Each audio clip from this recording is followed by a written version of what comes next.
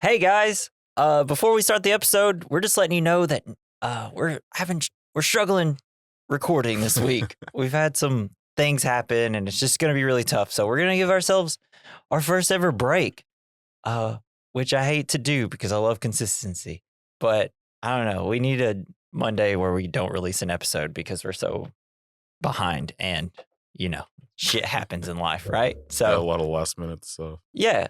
And I'm sure it won't be the first time, but we're going to try to do it. But once, every 2 years isn't too bad. It's actually, we're in our third year. So, whatever, I guess. Go watch a movie or something. Yeah. Watch a movie and think about us. 'Cause that's what we do for you guys. Okay. We watch movies and think about random strangers. Yes. But yeah, I guess we'll just, go straight into the episode. Maybe I should kick it off with like a Mrs. Doubtfire. Hello. And welcome to the We Recommend podcast, a movie podcast where every week we recommend a movie for you to watch and then come back here and listen to us discuss. I'm Jesse. I'm Jason. You can practically see it from here. What? Home. Because this week we recommend Dunkirk.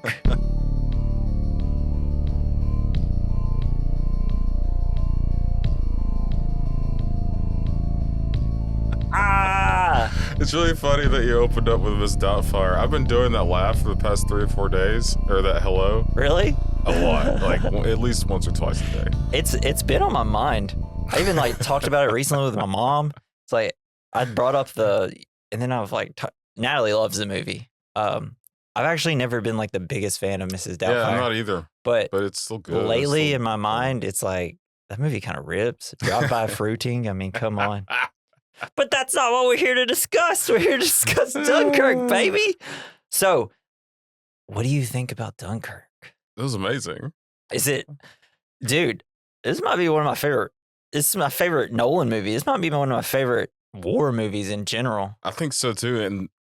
And Christopher Nolan did such an amazing job of telling a story, like a war story, without having. You don't have to have blood and guts. And stuff. And honestly, you don't even really have to have that big of a narrative, Yeah, or even actors talking. Yeah. It's like, people are gonna talk. We'll let Kenneth Branagh do it. Yeah. Is that the sound designer? Or that's the guy that's on the mole, the dock. Oh yeah. He's a captain or whatever he is. He's admiral or something. Yeah, he stays at he's the in end. The Navy. Yeah. He's just like this. I don't know, this anchor of the movie where it's like when you cut back to him, it's like if he's not worried, we shouldn't be worried. If he's worried, we're worried. Type of guys. That's true. And I feel like a lot of the story is just told through sound and face. Beautiful pictures. Yeah. Well, yeah, other than the actors, I guess. Yeah. It's like because they don't even talk much, but just like seeing their faces and just being scared. Like Cillian Murphy on the boat is just like you feel so bad for him. It's like And then and it's like even though there's not a lot of talking, like multiple times this movie, I'm like, I'm gonna cry. Cry. Like just seeing Tom Hardy fly over and everybody cheering, or the boats coming into shore, badass. And it was just like, I got chills now. It's just beautifully put together, and I like that it's not chronological, or it doesn't feel chronological. It's like. And it seems like it should be confusing, but he put it together in such a beautiful way where I'm like, I get when this is all taking place because we're cutting between 3 narratives. They're all interconnected. You have the mole thing. That's where you got like Tommy and Alex and Gibson. They're running around for a pile of rocks. Yeah, right. And that's covering one whole week that they're on the beach. So from the start, when we're following that guy who's trying to poop, like that's like day 1 of a week. And it's crazy because it doesn't feel like a week. No, you don't see him sleep. It seems like, it's like a day or 2, maybe. And then you have the other one, which is the sea, and that covers just 1 day. I guess it takes 19 hours to get from France to England? Across the channel? Yeah, across the channel. And then you got Tom Hardy in the air and that just covers 1 hour. And it's like, it feels like in the hands of any other director. Because I love Christopher Nolan. I like all his movies. But the more I watch his movies, the more I'm like, it's actually not as good as the first time I saw it. This is the only movie where I'm like, every time I watch it, I'm like, this man's a genius. But it's lean. It's mean, but also not mean. It's very nice. And it's just he doesn't really do short movies, so it's nice to have a movie under this amount of time. And it's just like, hey man, you don't have to have the biggest shit constantly or huge, I don't know, run times all the time. It's just great. But I don't know. I just love how emotional this movie is. It's so great. You captured like this moment. You captured soldiers in a way like you don't often get to see them in movies. Yeah. It's not like Saving Private Ryan where it's a group of heroes going to do something. These guys are just tired of fighting and they want to go home. They want to go home. So bad. They want to go home so bad they're standing in lines for boats that aren't there. Which I've been there. Yeah. Like not in that exact situation, but a lot of the things you do in the military it's just get waiting. There and you wait and you wait and you wait. But they wouldn't even move for the tide because there's like people out in the water waiting in line. Just standing. I mean, to the point where they want to be so close to the shore to get on the boat, they'll sleep in the water. Which is terrifying. Yeah. That's a lot of, God, this is a terrifying movie. Yeah, it is. You're just sitting there. There's nothing you can do to fight back against these any minute, planes. a plane can come over. Yeah, you just hear them dive bombing. You're like, we're fucked. It's like, oh no, what do we do? I don't know, just run in a direction. I like that one guy was just shooting at it. I was like, yeah, might as well. There's a bunch of you. It's like, hey, there's a lot. One bullet's got to hit eventually, right? Yeah, if 300,000 soldiers fire at the same plane at the same time, you're probably going to hit it. Yeah, you figure that'd be good. Like you see all the guns on the sides, and it's like, pick them up. Yeah, but like all these guys, they're just done. Like that one guy just throws down his rifle and walks into the water to drown. Yeah, he's like, you know what? We're not making it. I'm done. And it sucks because, man, if he just waited, and that's kind of and nobody stopped him. Yeah, everybody's like, look, we would if we had the guts, right? If I gave a shit, I would. Yeah. It's just like, once you lose hope, that's all you can do, I guess, right?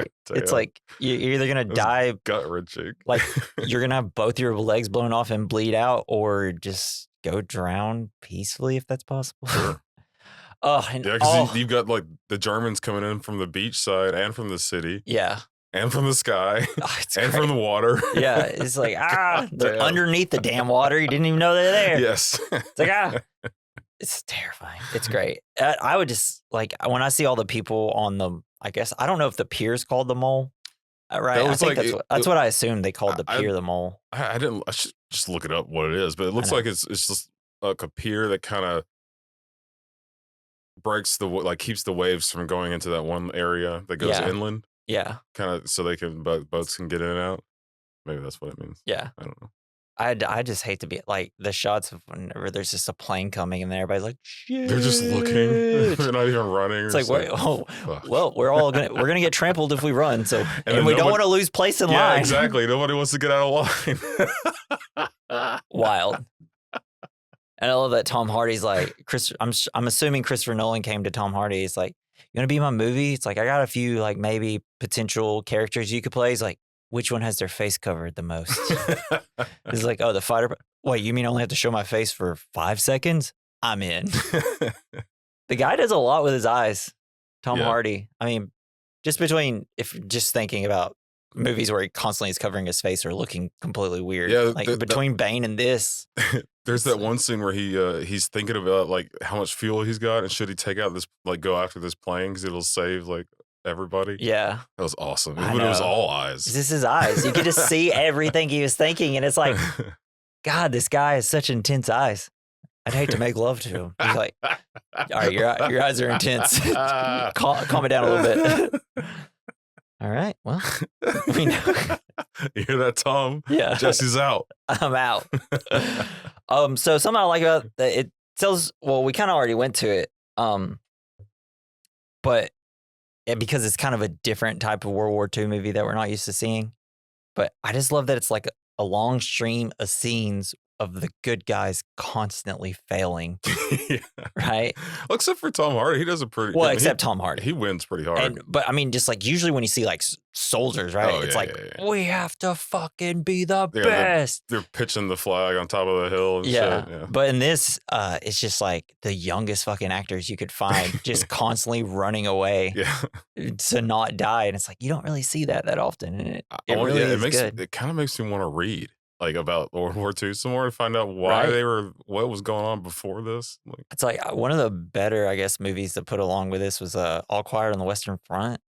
Right? Oh yeah, that was a good. I've only watched the old one. I haven't watched any of the newer ones, but like I didn't know there was Man, an old one. it's just oh, yeah, there's like a 1940s or 50s or 60s version or something like that. I remember watching an English class, and I was like, "Oh, it's gonna be such a boring movie." Then I watched it in class, and I was like, "Holy shit." And it ends with this guy, like, he's just been through hell, and he's on the Western Front or whatever, and, like, there's it's barren wasteland, and there's just, like, one dead tree, and he hears a bird, and he's like he was an artist, and so and, like, throughout the movie, people are like, "Keep your helmet on," and stuff like that, but it's very end of the movie, and he sees this bird. Sorry, spoilers for the old version. It's the very first version. It's so good, but he sees this bird land on this tree, and he gets so excited, he goes to, like, draw it, and he takes off his helmet so he could see it. Oh, does he get shot in the face?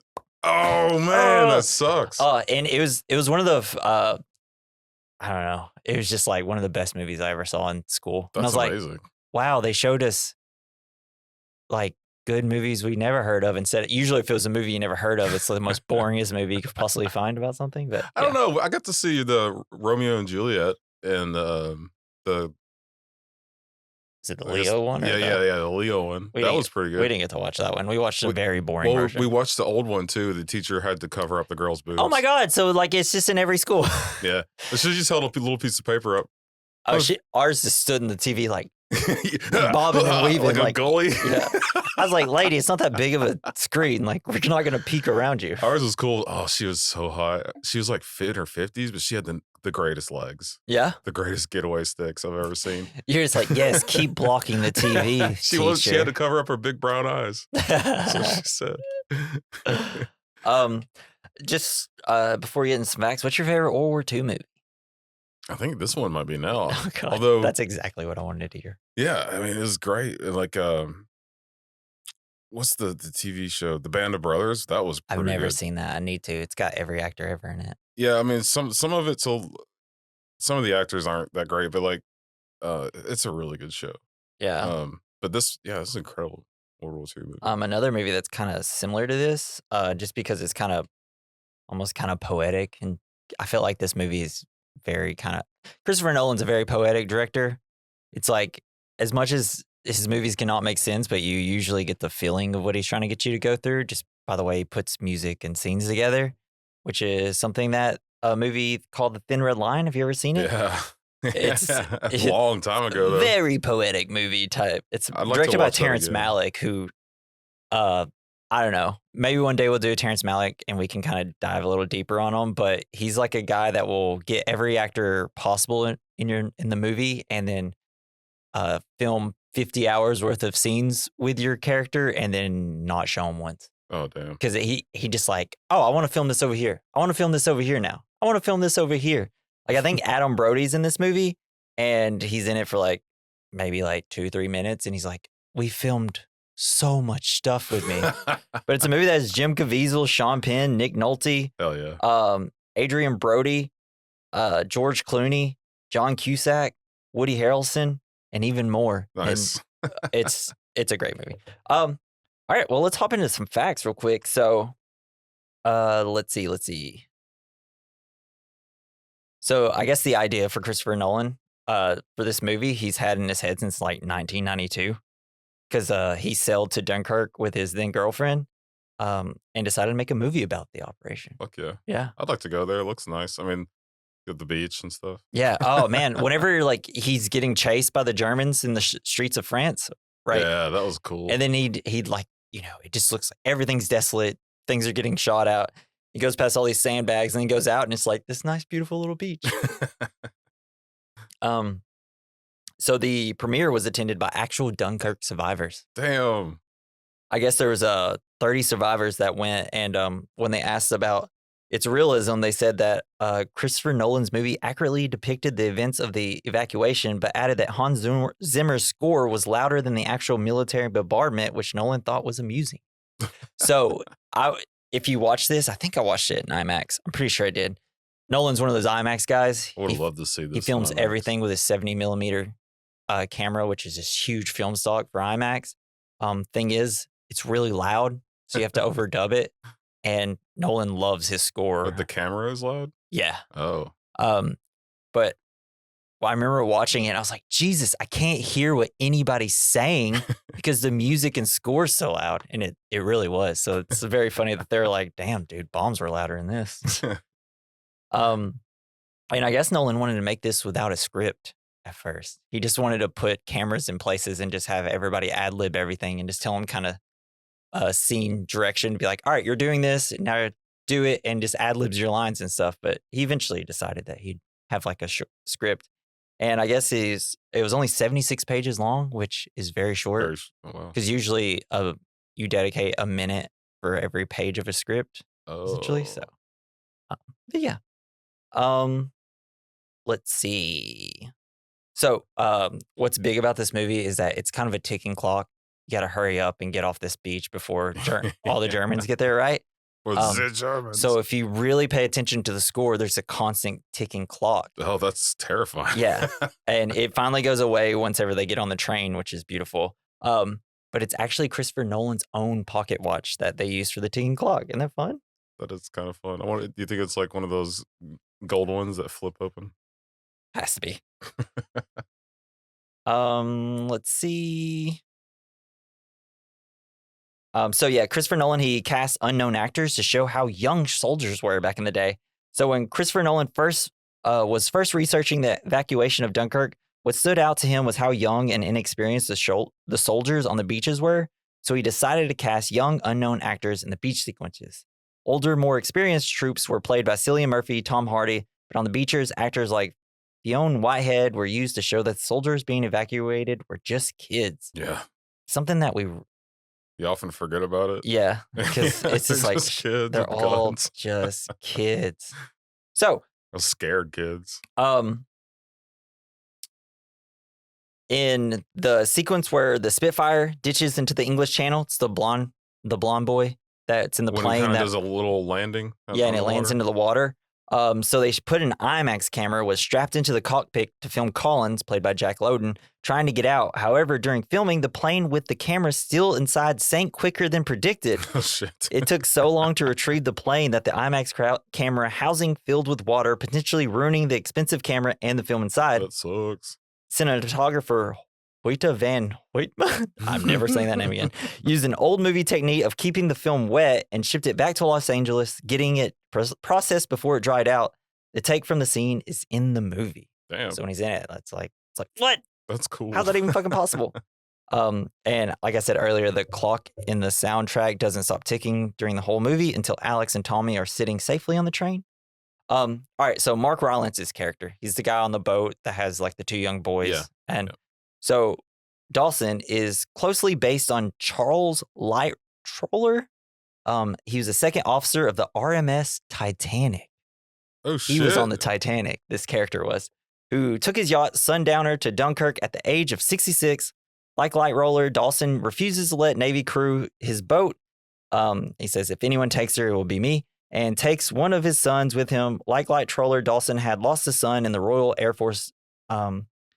And it's essentially the same story that he says he died in war and everything. Yeah. Who taught him how to evade air attack. Also, like Lightroller, he packs the boat so full, 4 stood in the bathtub apparently, that the disembarkation officer couldn't believe over 55 men were aboard it. Lightroller managed to pack 130 men aboard the Sundowner. God damn. Yeah. That's awesome. Dude, that scene, so good. And it's like that part, it's all culminating. It's like everybody's covered in oil. You're like, did our main characters get on, please? And then it ends up being the last guy being drugged by the boat. Like, please stop for a second. And I guess Christopher Nolan said this is his most experimental film he's ever made. And he didn't say it was an experimental film till after he filmed it. And he told the producers that. Yeah. Why wouldn't he tell him that? Just scare him? Yeah, pretty much, I guess. Let's see. How did he experiment? What do you think that means? Oh, I think it's just because, I mean, he didn't even want a script and all that stuff like that. Okay. And it was just, I don't know, to put a war movie in this type of framing, it's kind of crazy. I feel like it's not a very general audience movie, even though it's, made a buttload of movie money because of it. This will be the last one. All right. So according to Sir Christopher Nolan, because he is knighted, the original ending was supposed to be shot of the burning Spitfire on the beach, Nolan changed his mind after watching dailies of Fionn Whitehead. In an interview with his brother, Jonathan, he said, at the end, Fionn Whitehead just did this thing where he just, I don't even know what he's doing, but you want to end with this quiet moment with him where no one's paying attention to him and Alex is eating and drinking stuff the girls are handing him through the window. Brings you back to this personal moment. He's trying to process the words he just read from this very eloquent politician and trying to reconcile what the experience is. Hopefully the audience is trying to do the same thing through his eyes. So it comes back to the very small thing, which is true when it just kind of cuts to him. Yeah. And he just like looks up and it's like, fuck. And plus, this is, one of the greatest speeches. He just read one of the greatest speeches to ever be. But I remember doing a speech over that speech. Really? Yeah. That's awesome. I loved it. It's like one of the best. Fight on the beaches. Like, god damn. Churchill fucking nails it. But yeah, when the ending was rolling, I was like, oh yeah, that's right. I don't think it like ends on the burning plane. As well, that might have been poetic, but I don't know. I just like that he just kind of looks up and he's like, but it was kind of poetic because he got captured by the Germans after saving everybody's life. And it's like, I wonder if you think he died after he got caught by the Germans. I'm sure they weren't very nice prisoner of war back then, right? No, Germany. I don't think so. I don't know. Probably, they probably weren't that great to him. Yeah. Well, so let's hop into the plot, man. And before we go through it, I'm just gonna give you my rundown. After we do the plot, we do what's the point? As in, what's the point of the movie, right? So think about that as we're going through the plot, which I did differently this time because it was just gonna be easier for my brain because So I broke it down into the 3 narratives. So the first one will be the mole, and then we'll go into the sea, and then we'll do the air. The air is much shorter, obviously. I just kind of did it the longest part and and then went shorter as we went. So gotcha. At first, we'll be talking about the mole. So we get an introductory text that says, in 1940, after the invasion of France by Nazi Germany, hundreds of thousands of Allied soldiers retreated to the seaside town of Dunkirk. As the Allied perimeter shrinks and German forces close in, the soldiers await evacuation in a seemingly hopeless situation. This is where, and like all this is happening as you see like the 5 soldiers just walk through and you're like, oh, this is going to be like our little band of brothers here. We're going to be with them the whole movie.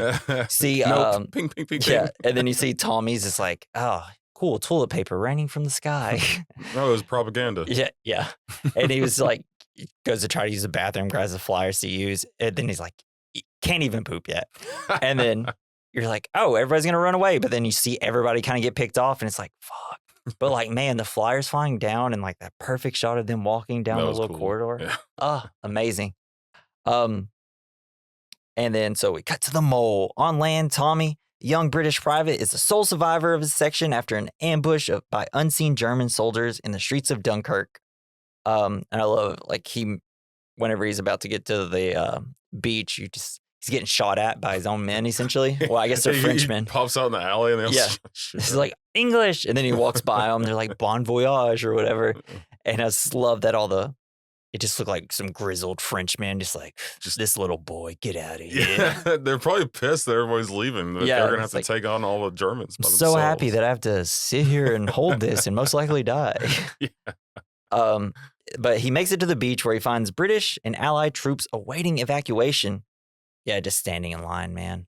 That was something I was going to bring up here. It's just like, I'd be so antsy. I'd be like, shaking, like, please, I'll just swim. I'll swim. And you can hear like the gunfire all around you and shit. And you're just like, how hopeless that must have felt. I know, because you never know. It's like, oh, you hear the gunfire behind you. It's like, man, I hope we can hold off still. You never know when it's just going to be like, damn, they didn't hold any longer and it's over. So while trying to poop again, he meets Gibson, another young soldier who appears to be bearing a comrade after a German's, he finds the guy's foot sticking out of the ground. Yeah, and he's like, oh, he's burying his friend, but it's like, obviously, no, he's not. He's not trying to do that. And so they're just kind of walking around, and then there's Tommy standing in line, and like they're like, this ain't your line. He's like, I don't know what we're talking about. And then all of a sudden you just hear, and it gets louder, and everybody's like, what? Everybody jumps on the ground. It's a German stuck-up dive bomber, and they attack, and Tommy's almost blown up. You see him, he like jump. Everybody's jumping on the ground, covering their ears and head. Well, yeah, that's one of the things that we still do in the Army. Is like you jump on the ground, you cover your ears, and you open your mouth a little bit. Oh, really? Because the shockwave, you've got your teeth clenched, it will shatter your teeth. Shit. So you go like... I'm so glad you told me, just in case we ever get bombed here in America. I'd be like, Natalie, open your mouth. Like, this is not the time. But yeah, just like whenever you just see them, it's a side shot of them, and you see the plane coming, and then like, and then the explosion is like, it's gonna kill Tommy, and Tommy's like, no, it won't, and it doesn't. It's got a plot armor. Yeah, it's so good though. It's like, I would have seen that. I'd be like, well, maybe I'll just run that way for a second.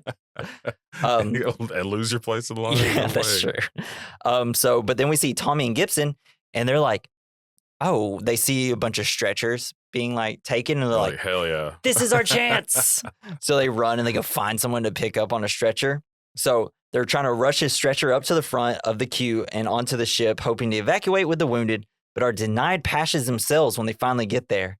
And I just love this whole sequence of them trying to hurry up and run. There's so many obstacles they got to go over. Like the hole in the floor. Yeah, and it's like just this pier, just like stuffed with soldiers, and they're like bumping into them. And there is this little section where they had to put a board so they can walk on. And then they're like, "Come on, this is the only way you have to do it." And then when they run across, they make it across, and everybody's like, "Yeah, we have won victory." It's so good. But then they get to the boat and they get on and they're like, hey, wounded only, get the fuck off this boat. It's sucks. Like, but we're on. Yeah, we're already here. There's room. I do like how he jumped underneath the pier. Yeah, because like... to like sneak onto it. Yeah, they're like, we are getting on a ship. We're hiding under here till we can. So they get underneath the mole. Hoping to sneak on board the next vessel. Good thing they didn't get on the vessel with all the injured, because it does not last long. Oh, that sucks. It's so hopeless. Yeah. It's just like, why even try? So, and then we meet Commander Bolton, played by Kenneth Branagh. Oh, yeah. He's great. He's so good. Whenever I see him in a movie, I'm like, what a warm blanket. And Colonel Winnott, I guess. I don't know. Sure. They're reviewing the situation.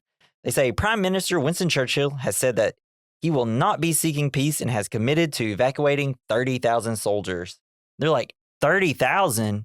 We got like 400,000 men here. What are you talking about, 30,000? It's like, if that's the case, we need to tell them to pick up their guns and go back into the city. Yeah, that's what I'm saying. Like, it's like, fight off the Germans. Yeah, it's like, just do your best. If you die, I'm sorry. They still would have died, though. Yeah. There's probably 500,000 Germans. Yeah, for real. At that point, yeah. And then I love that this is where you get the line. You can practically see it from here. What? Home. Because it's like, it's just across the channel. Like tea and crumpets right there. I see it. Oh, where's my fish and chips? Tired of baguettes. Yeah.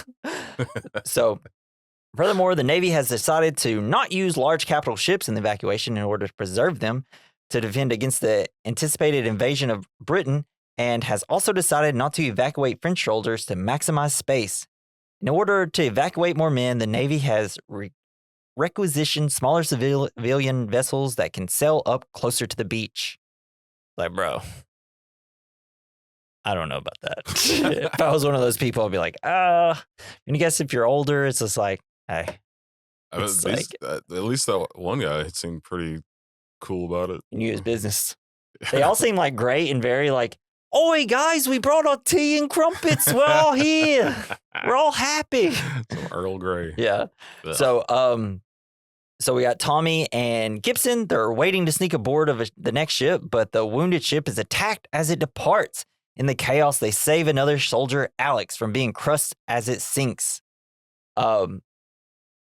And that's something I never thought about in movies like this. Shit, a boat sinks. And it's full of people. And it's full of people, and they're all getting out, but the ship is crushing some of the people. It's like, I never thought of that. I never knew I was terrified of that situation. God, and now terrifying. If I ever get on a boat, that's what I'm terrified of now. Yeah, well, I just watched the Poop Cruise show, documentary, so that's also another fear of boats. Oh, dude, for real. When it tips over. I haven't seen it. Oh, man. I got to watch it. Maybe tonight. It's only like 40 minutes, right? Yeah, it's a good little watch. It's so gross. But it's just like, and this was the point of the movie where I'm like, it's so crazy how everyone's just waiting in a war zone and everything's taking so long. And I don't even mean that like, oh, it's taking long for boats to get there. They fill up the boats, but they just sit there and it's like, go, guys, are you just going to sit here all day? You're filled up. You got all these soldiers like, I'm sure in their heads are like, we could just overpower everybody on this boat, right? Like if we have to and just get on ourselves and push it out. Yeah, just push it out. It's like they just keep waiting. I'm like, the boat's filled. I don't care if everybody's not sitting down. Go. I guess stressful. Working on a big boat is tough, I guess. Yeah, I mean, for sure. Trying to get something that huge to move safely. Yeah. You got to forget about safety, though. It's like, crap, I put it in reverse. No! Leave all the ropes tied on and take them all with you. Yeah. Everybody's just like, actually, this works. Just go. Just holding on to it. So they're going to embark on another departing ship that night. How did they get on this ship? Oh, wait. Yeah, because they were on the injured ship. And they're like, oh, you guys were on that? And they see that they're going to like have Alex, who's Harry Styles' character. He's like, hey, come on. You're a part of that ship. We got another ship for you. And so the other two guys, Tommy and Gibson, they duck their head in water to act like they were in it. And so it's like, hey, we got a boat now. So they go to get on this boat. Oh, great scene. Because they're all getting in there and you see Gibson, he stays on the outside. And it's like, why is he doing that? And it's like, oh, well, he's definitely not a British soldier then, obviously, which that's what I thought the first time I watched it. And I was like, oh, I just thought he just didn't want to be stuck inside. I don't want to be around 1,000 people. Yeah. Crammed against the wall or something. Well, and then like, we'll learn soon. And like when they said it, I was like, oh shit, Gibson's smart. He doesn't want to be, he wants to be close to an exit because he doesn't want to be stuck inside of a ship. Like all those other dudes. Yeah. And I love it. And you just have like Tommy and Alex walking around. They're eating their like bread with jelly on it and stuff. And they grab like a bunch of them, just like, it's like the hot dog eating contest that you see. And then Alex is like, what is he doing? He's like, he doesn't want to be stuck by an exit. And then they start creeping closer to the door just in case something happens. And I'm like, man, that's some shit I would do. So I do that now. Stay out in the open. Yeah. But sadly, this boat is hit by a torpedo. Fuck, from a U-boat. But Gibson, it's fucking crazy, right? Because immediate water is just coming in. Everybody's completely sunken underneath inside there. You can't get out. Yeah, and like you can't see anything. It's dark. There's people like kicking and stepping on you. I'm sure trying like just kicking in the face, trying to swim away. But luckily, Gibson, who does not get enough fucking jelly toast, gets no jelly toast, and they want to like kill him later in the movie. It's like, fuck you guys. I know they don't know he saved them, but it's just like, damn it.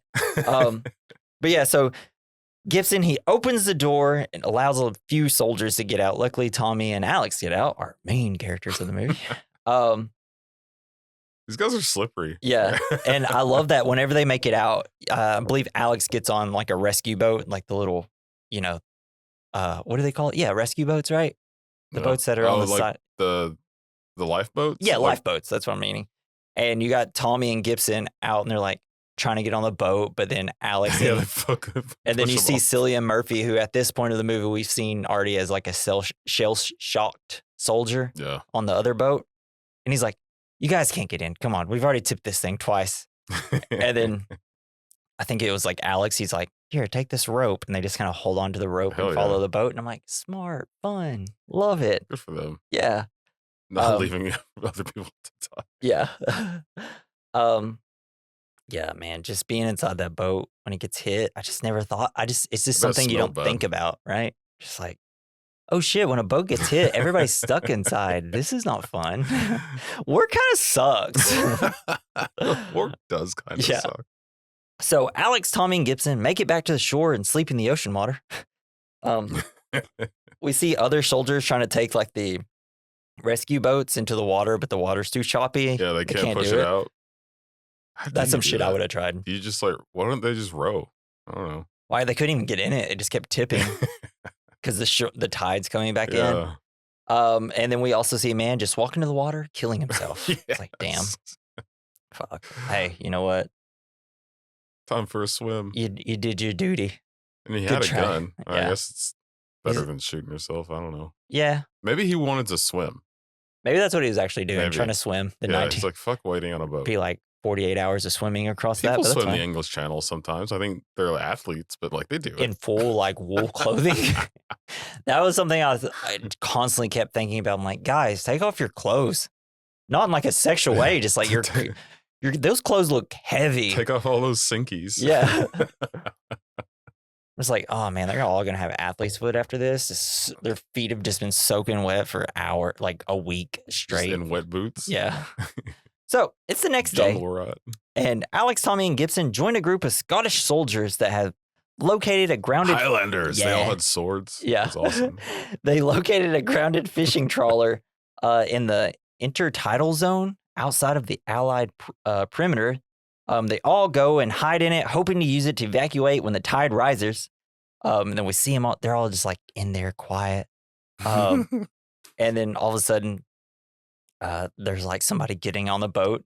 And then like they just drag them in there and they're like, I'm Dutch. But yeah, so it was a Dutch's mariner who answered Britain's call for civilian evacuation. He returns and explains that he had left the boat to wait for the rising tide. I'm sure he's just like, I'm just going to hide out here. Oh, hey, a boat's full of people. And then It's also one of those things where I'm like, yeah, you kind of missed it. They're all over there, guy. You're in the German area here. It's a bad place to stay. Yeah. But soon after, German troops start to shoot the boat for target practice. It's like, fuck, why? Out of all boats. Out of all. Well, it was the only boat on the beach. Yeah, it's just like, go shoot a can. You're shooting something easy. Unaware of the soldiers sheltering inside, when the tide rises, the bullet holes in the hulls make it difficult to keep the boat afloat. Seeking to reduce their weight, Alex accuses Gibson, who has remained silent throughout the film, of being a German spy and demanded that he be put off.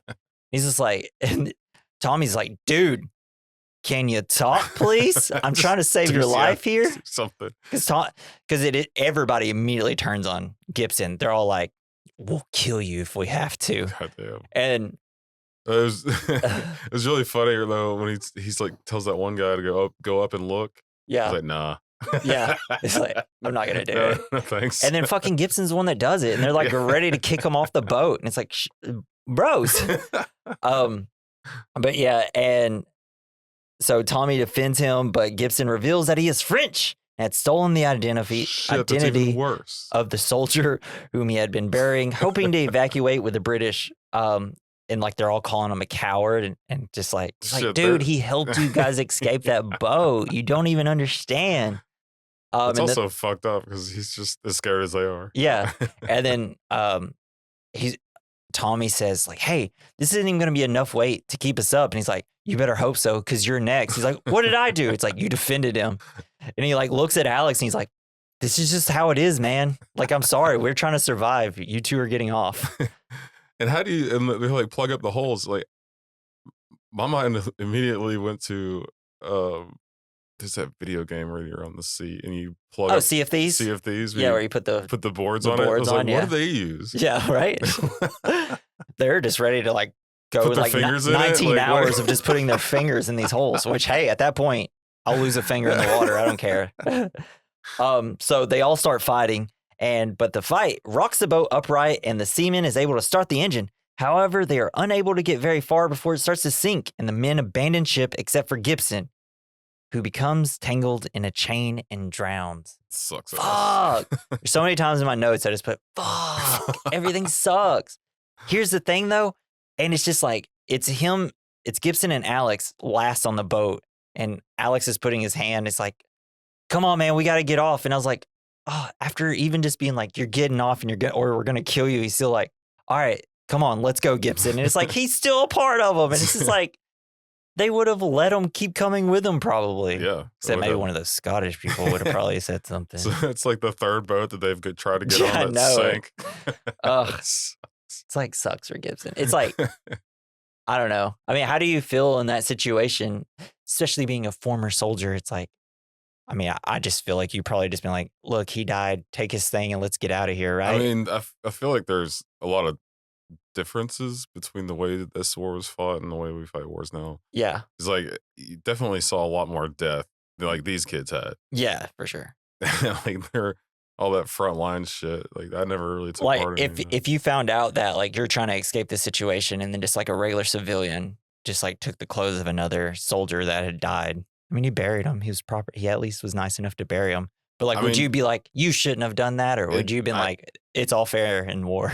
I don't know. I think you have to say something because you don't know that person. Yeah. And if they're cosplaying as a soldier, you know, that's kind of scary, and it's something you have to look out for. Because in Afghanistan, when we give our laundry to some locals to do it on the base, and they would wash our clothes, but they were also taking pieces from uniforms and sewing up new uniforms so people could sneak into the bigger base nearby. Holy shit. People would just get into a vehicle and drop off with it. Really? And they would let them.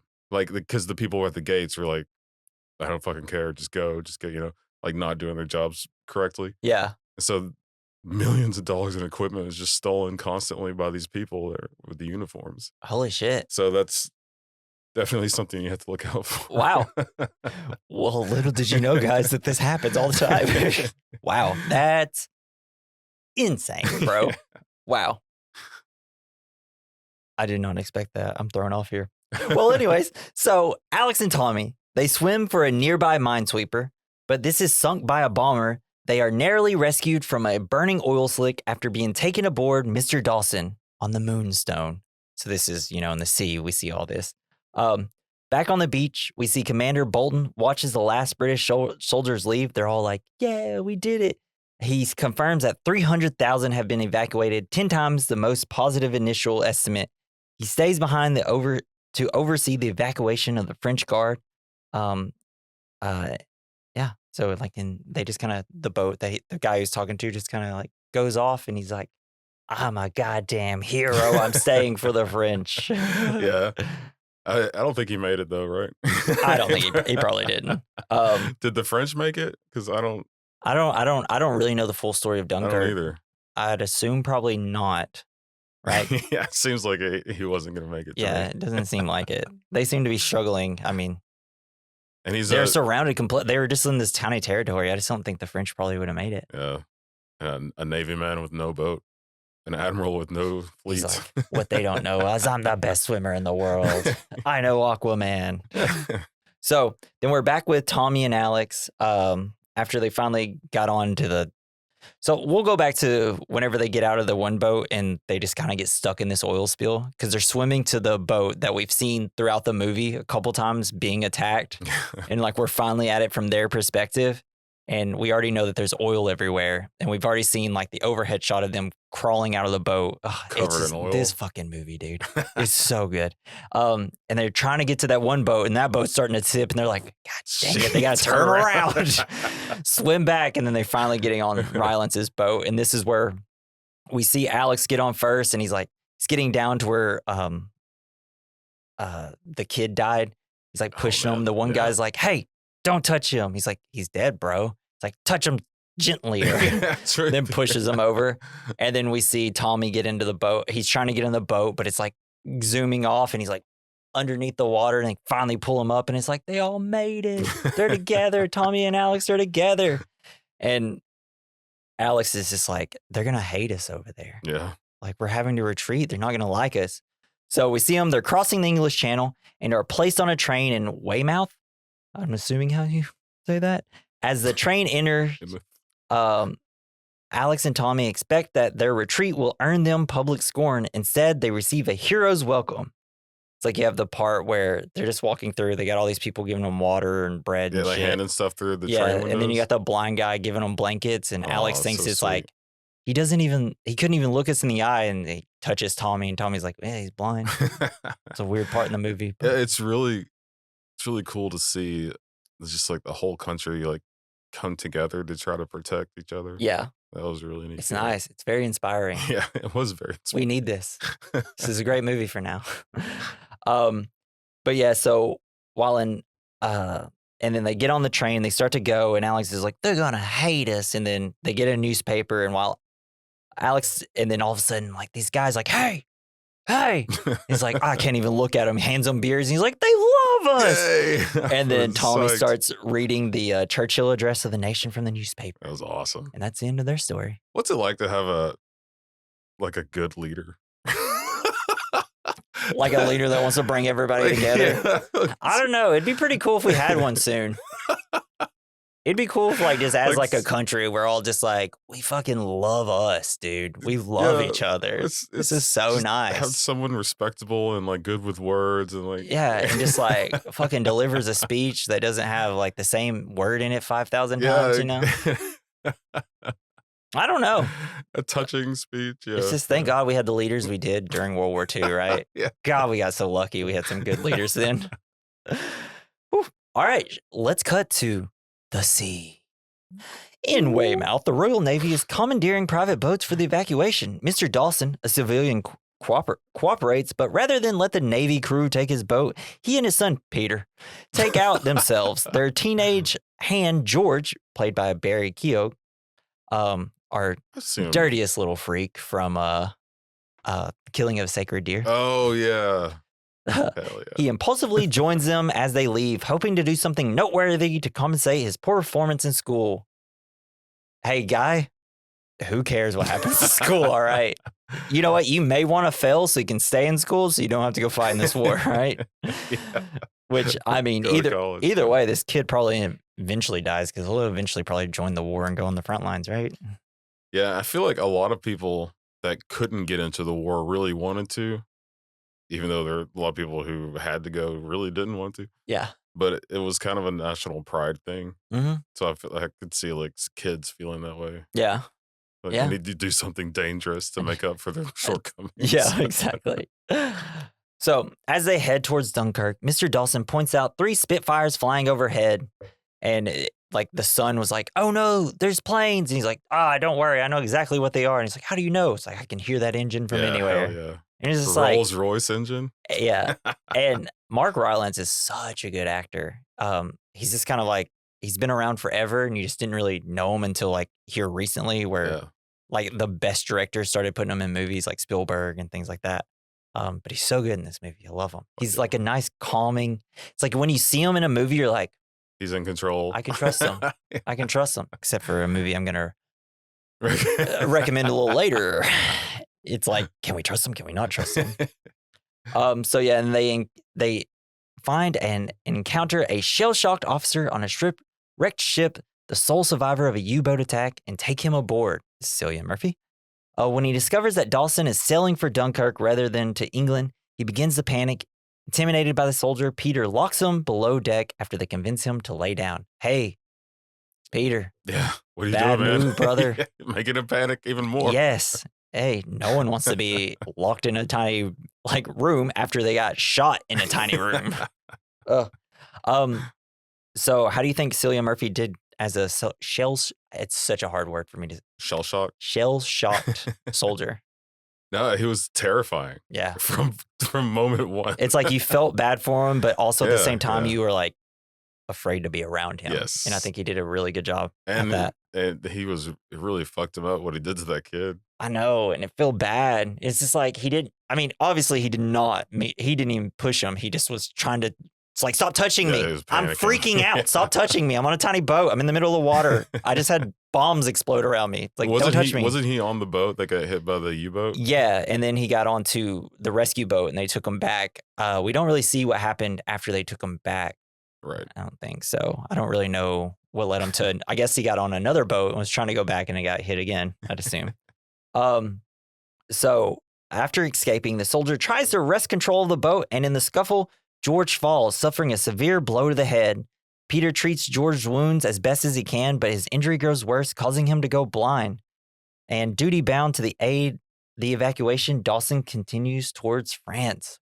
Oh, dude. It's like when we he's got just a like, job to do. It's like I can't see anything, and it's like, shit. Oh no, man! Why'd you have to hit your head on metal? I know.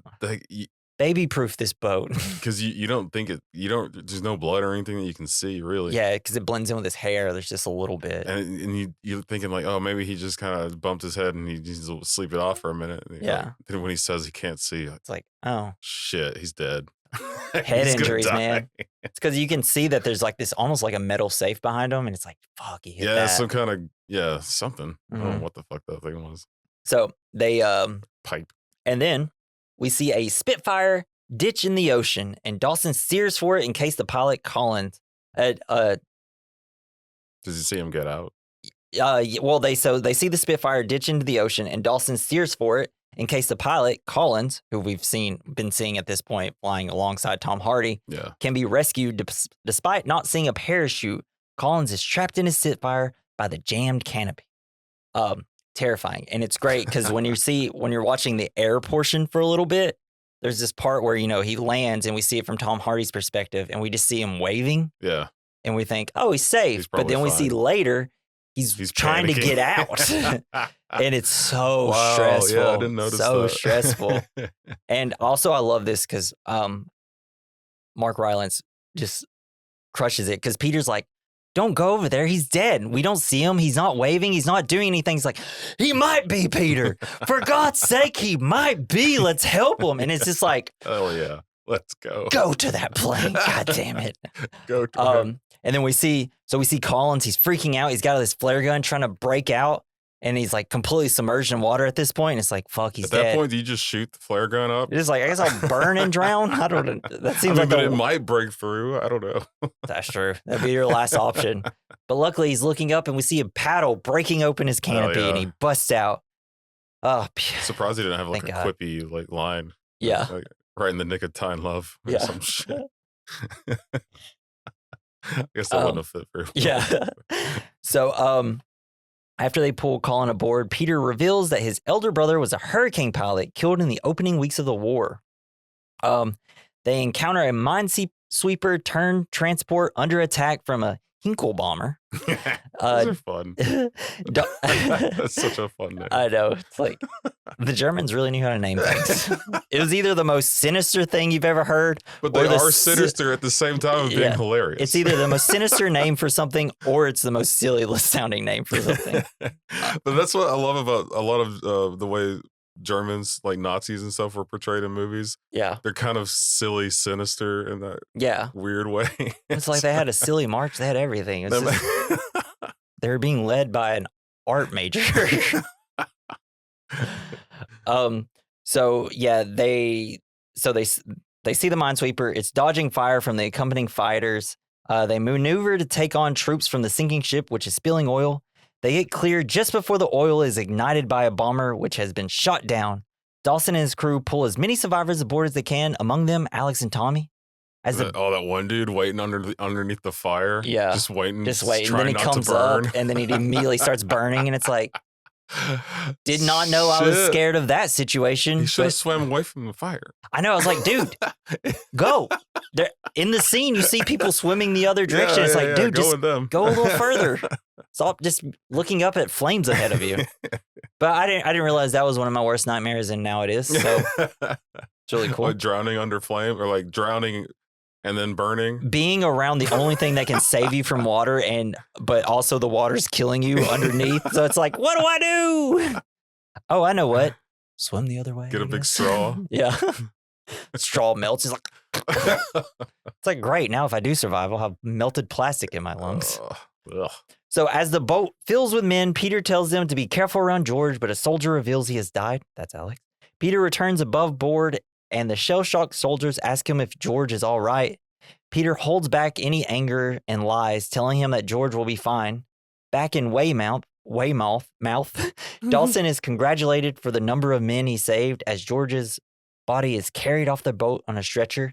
You have Cillian Murphy looking out, seeing him. And as Peter looks at him, he like turns around and walks off really quick. Yeah. It's just like, oh, well, they shouldn't have touched me. I don't know what to tell them. Peter later gives a photograph of George and details of his participation in the local newspaper, which leads to a front page article. I know. He's dedicated a war hero. It's like, and like towards the end of the movie, as we're seeing all these scenes, like I'm like a wreck inside. I'm like, I just want to cry hard. And then we cut to the air. Well, we don't cut in the movie, like it's been showing it the whole time. But so the podcast cuts to the air. Three RAF Spitfires piloted by Farrier, Tom Hardy, Collins, and their squadron leader. The voice is Michael Caine. Is it really? Yeah. That's awesome. His call sign's Fortress Leader. They head across the English Channel to provide air support to the operation at Dunkirk, knowing that the time they can spend there is limited by their fuel supply. They encounter German fighters and get into a dogfight, during which Fortress Leader is shot down, Michael Caine. Farrier assumes command, and although his fuel gauge is shattered, they continue towards France. Yeah, and then so he has to communicate to the other guy, Collins, like, hey, what's your fuel out? And they're like 50, and he like writes down 50 gallons and the cool time. And he's like, I never thought of this. This movie just showed me things I would have never thought. And everyone's so calm all the time. Yeah. It's just like, yes, the people that aren't the children are calm the whole time, which is nice. Or haven't been shell shocked yet. Are like, they show a great amount of fortitude. Yeah, they're like, oh, thank God we're up here, not down there. It seems very stressful down there. So they shoot down another Luftwaffe plane in their next skirmish, but Collins' Spitfire is badly damaged, and he opts to ditch it in the channel rather than bail out. Farrier assumes Collins is fine after seeing his waving hand and continues alone. And of course, like, while we're also getting shots of the boat that Tommy and Alex were in, they're trying to escape, and the other minesweeper at this point isn't blown up yet. And it's just like, yeah, that was a little. We're all going to see this, and this is all going to make sense, and it's beautifully put together. It does work really well. It's crazy, and it does not. It's like, if you were to ask me to make a World War II movie, I couldn't do it like this. And that's what Christopher Nolan is so good at. Just like showing the different points of view. Yeah, and just like his piecing them together. He's obsessed with time shit too. Tenet, Interstellar. You know, he loves his sci-fi timey stuff. So Farrier sees a German bomber attacking a minesweeper. Wonder which one that is. Turn transport near Mr. Dawson's yacht. It's all coming together. Switching to reserve fuel, he engages both it and fighter overhead, because he had many chances to go back. Yeah, and not risk his life. Thinking about it, like, but he constantly, like, you just see his eyes like darting, and it's like, Tom Hardy. Yay. Because like, we don't know if there's going to be any more planes coming. Probably not. Like, it seems like these were the 3 planes here to protect Dunkirk, and it's like, we've seen a lot of German planes. We should have more of these out. So yeah, he switches to reserve fuel, engages both it and a fighter overhead. He shoots down the bomber after it damages the minesweeper, but it crashes into an oil slick, spilling out of the ship, igniting it and several survivors. Yeah. So that's how we learned what made everybody catch on fire. So flying on, Farrier reaches Dunkirk, his fuel tank exhausted, in time to shoot down a dive bomber while he's gliding, saving British ships and the troops squeezed onto the docks. He glides over the beach to cheers from the soldiers and sailors below. So and he's gliding. There's no engine sound. It's just kind of like, and just being in the cockpit and seeing his what do you call that? The spinny thing. The compass? On the front of the plane Altimeter? That makes it fly. Oh, the propeller. Propeller!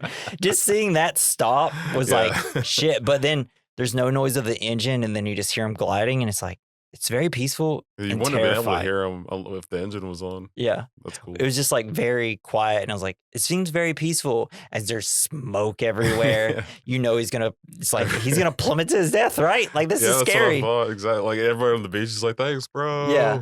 And then like they cut down to the mole area, and like the commander's out there, and like he's all happy because there's this very emotional scene where he's on the dock and all these ships come in, and everybody's like, we all did it. And he's like, where are you from? Oi, where are you from? I love all of you. And then, oh shit. And then everybody's like, oh no, we're done. We were gonna live. And then you just see Tom Hardy's plane, where you see the one plane crash as it comes down, and then you just see Tom Hardy just gliding propeller. The best part was when you saw it and you didn't see the propeller going. It was like, whoa, I've never seen that in my life. Like, I've seen it in movies, but like, something felt very real about his plane. Oh, by the way, because this movie had so many practical effects and there's very few CGI, and it looks amazing. Awesome. I don't know. It was great. So he glides over the beach and everybody's cheering for him. Farrier just managed to crank his landing gear down as the wheels touch the sand beyond the Allied perimeter. He sets fire to his plane with his flare gun to prevent it from falling into German hands, and is taken prisoner by German soldiers. Damn, I forgot about that. Didn't even notice that he set his own plane on fire. Yeah, he like turns around, shoots it, and jumps off, and just watches it burn. That's awesome. And he's just like, damn. I must have turned away for a second. But yeah, and then the movie ends. We see the plane on fire. Tommy finished reading his newspaper. He looks up, and we're all like, shit, we're gonna win. Hell yeah, we'll never have any more struggles or wars after this. No, yeah, it's the last one.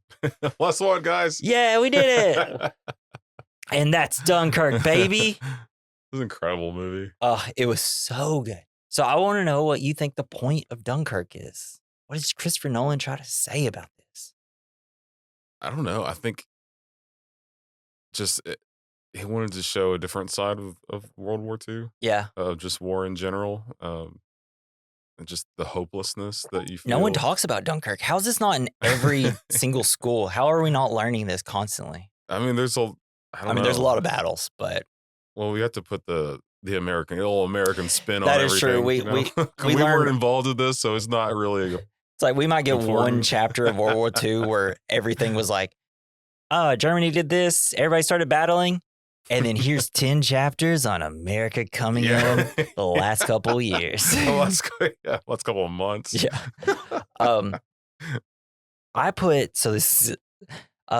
I decided to, the point of this movie, after it finished, I thought of the movie Star Wars: The Last Jedi. And just point where Rose, people are like, oh, I fucking hate that he's talking about The Last Jedi. Because nobody it's not a very loved movie. But, really? Okay. Rose says at the end of that movie when Finn is going to like sacrifice himself to blow up this giant laser thing, she like crashes into him and he pops out. She says, sometimes it's not about killing the ones we hate, but saving the ones we love. And I was like in Dunkirk. Yeah, that's what they did in Dunkirk. And that's what made us different. And that's why we won the war. But I don't know. I was just like, oh shit, that quote kind of goes perfectly with this movie. It's all about saving it's like they could have just stayed there and died in battle and none of these people would have survived. I mean, they could have been like, we're not evacuating. Get back in there and kill all these people. Every German we take out is a good thing. But they're like, we got to save these people. We're going to need them. Yeah. Right? So I just kind of think that's the point of Dunkirk. Yeah, that's really. I don't know what really Christopher Nolan's point is, but that's what I got from the movie at least. Yeah, that is really interesting, and to not be wasteful with lives. Yeah, exactly. Or it's just like it's just about how we should stay in lines. I don't know. It's just teaching us how to be in line. You know, it could have just been that he wanted to. Because a lot of people have never heard of it, especially over here. Yeah. Maybe he wanted to tell the story in a way that, kind of makes people want to unite. Yeah. That's how it made me feel. I was just like, you know what? I'm not going on social media today because I'm in this good mood about how everybody is on this planet together and we should all be happy together. Yeah. And fight the Germans. But yeah. So that's the point. We're going to hit our next category. The good, the bad, the ugly, the fine. So we discuss the good of the film, something we liked, the bad, something we didn't, the ugly, something that didn't age well, and the fine, something that did age well. For the good, I put Jesus Christ, the directing and scene placement really feels like a ticking clock. Yeah, I think Jesus Christ got an Emmy for the direction. He did. He did. Screenplay. He got an Emmy for a movie. He got a TV award for a movie. Yeah. Everybody's like, I don't know. He can do anything. Yeah, he's like, see guys, you thought I could just turn water into wine, but actually I can turn Oscars into Emmys. Fuck yeah, it's not as good, but still cool. Yeah. But yeah, that's what I had for the good. What? Anything other? Just the whole movie. I really love the sound and the picture and the picture quality. Yeah, of all this big. The cinematography is. Yeah, the cinematography. Fucking amazing. That's what. Made me want to go to that beach. It does. Yeah. Just without all the bombs. Yeah. For the bad, I had nothing. I think it's a 100% masterpiece. It's great. It's incredible. Yeah, there wasn't anything. There is one bad thing. So, on the mole, it's like when the bomb's it's at the beginning when a bomber's coming and everybody's just like slowly looking up and ducking down. There's this one part where there's some soldiers on this boat and they're all like packed in on it and they're all kind of looking up at it. It was in the trailer, But there's one guy that smiles the whole time. Oh, that's the only bad thing. He's so happy to be there. It's in the trailer too. I was like, man, it's a great trailer, but like every time I saw that trailer, I was like, that guy's smiling. Maybe he had a head injury or something. Yeah. So what do you got for the ugly? There's one easy one. I don't know. War sucks. War. Fucking doesn't age well, man. It does for movies, though. Yeah, we really did make it age well, I guess. We're like, we can make a lot of movies out of these. Yeah, this is fucking. Maybe we should put war as the fine then. Something that ages well for movies. Yes. Death and destruction. For the fine for me, this whole movie, every time I watch it, it gets better and better. And also, tours of things. Tours? Yeah, because Christopher Nolan in 1992 took a tour. Oh, he took a Dunkirk. boat for the Dunkirk, just made the travel. So thank God for tours. Otherwise, we wouldn't have this masterpiece of a movie. Go. I know. Oh man, seems terrifying, but also awesome. Stuff. I want to be on. I want to be on that exact boat, the Moonstone, and do it. Yeah, seems terrifying. When I went on that tour of the, it's like Aztec village or whatever in Mazatlan. Yeah, that was awesome. It was like right on the beach, and like they had like their wind god set up where it's like this big statue where the wind would blow through it. Mm-hmm. That was so cool. Like I could have made a movie about that. Yeah, do it. I'll give you $10 for your budget. Oh God! All right. They won't even let us bring our own water bottles. Really? And the walk to it was like 2 miles. Oh, great! So very touristy then. So if you go, you have to buy a $20 water just bottles. Just bring your water bottle because they can't make you throw it away. Yeah. They just urge you to. Yeah. Please throw it away, please. There's no, they don't sell water there. There's no way to hydrate. It's like, you're just going to die. You just die? At least there wasn't when I was there. You have to jump in the ocean, cool off. All right, man. Let's head to our next category. It's double feature. It's where we recommend a movie to go alongside this movie. Yeah. Once I looked up what all the movies that I've seen by Christopher Nolan and didn't realize it, I was really impressed. Yeah, because I like almost all of them. Yeah, all his movies go. So mine is going to be Oppenheimer because I haven't seen it. Yeah, he chose a movie, and it also won an Emmy. Yeah, and yeah, that's where Christopher Nolan he got his Oscar. Cillian Murphy got his Oscar. It's great. Wait, yeah, he's in that too. Mm-hmm. Damn, yeah, he's Peaky the lead. Blinder. Yeah, he Peaky Blinds everywhere. Don't know what Peaky Blinder is. Have you seen the show? It started playing. It's really good. Started playing after something that we're watching, and I just started watching. I was like, is he just gonna ride on this horse for the first 50 minutes of the show? Because it's how it starts. Yeah. He's riding through town on a horse. Yeah, in that show, he was in World War I. Oh, so I guess, or I mean, it could have been World War II. I think it was one though. But his job was like under like the tunnel under the ground to fight the other people tunneling under the ground. Yeah, and all the terror that he experiences like on a daily basis, like for PTSD, is pretty cool. Maybe I should watch. Sad. I should watch Peaky Blinders. That sounds great. It's a good show. I've only seen like the 2 seasons of it, but they were good. So, watch Oppenheimer and Peaky Blinders together. I chose for mine. I wanted to think of like, because we, how we were talking about movies that don't really show light of like wars and things that we went through. Like, we didn't know this happened with Dunkirk, and it's crazy. It's like cool new story. So I chose a different one. It happens during Cold War though. It's called Bridge of Spies, the Steven Spielberg movie. I can't believe I've never even heard of it. Yeah, it came out, got nominated for 1 billion Oscars, and I don't think it really won anything. I think Mark Rylance won. So it's during the Cold War, an American lawyer is recruited to defend an arrested Soviet spy in court, and then help the CIA facilitate an exchange of the spy for the Soviet captured American U-2 spy plane pilot Francis Gary Powers. Cool. So it's essentially this American lawyer has to be a lawyer for this Russian spy. Damn. And it's about all the stressfulness of that. There's mainly this one scene where the lawyer has to go to, I guess he goes to like Russia or something. And he has to go take a train through, and you just see all like the violence and stuff. And it's like very effective. Cool. But yeah, watch that movie if you never have. It goes. It's good. Imagine having to talk to a Russian spy. Yeah. Like, here's the thing, Mark. Manipulate this shit out of them. When you meet Mark Rylance, he's just like in this crappy apartment painting. And so kind of a lot of the movie is also like he's saying he's not a spy. And it's like, is he a spy? Is he not a spy? The beginning when you meet Mark Rylance is amazing. Like, you should watch it. It's got to be on something, I'm sure. Yeah. That's it. That's our discussion of Dunkirk in all the categories. You want to do Royal Tenenbaums? Yeah, fuck I don't know if it's on anything, but I have like 2 copies of that movie. It was incredible. Cool. Make sure you join us next week, because even though this was terrifying and kind of sad, we're going to take the terrifying away and keep the sadness, but also a lot of comedy, because we're doing Wes Anderson's The Royal Tenenbaums. Woo! Like I don't know, my 2nd or 3rd favorite of his movies. It's amazing. It's great. It's got so much style and flair. And big actors in it. Yeah. So join us next week for that. It'll make you cry probably. Yeah. And also a reminder, actually I said next week. It's not going to be next week. It's going to be 2 weeks from now. And you'll be hearing this episode in a couple hours, because I'm immediately editing it and uploading it Don't today. even edit it. But we definitely need a break. We have to take a week off.